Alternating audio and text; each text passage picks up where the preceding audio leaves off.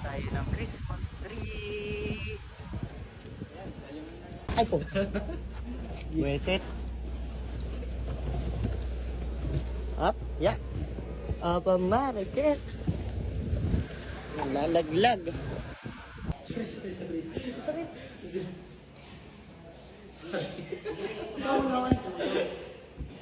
Dapat tinulungan namin kayo. Wow. Yan.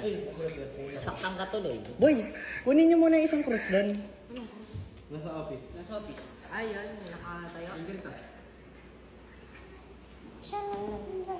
Uy, pwede ka na mag-Christmas tree dito. Ito, nag-void ko naman. Wala si Bird.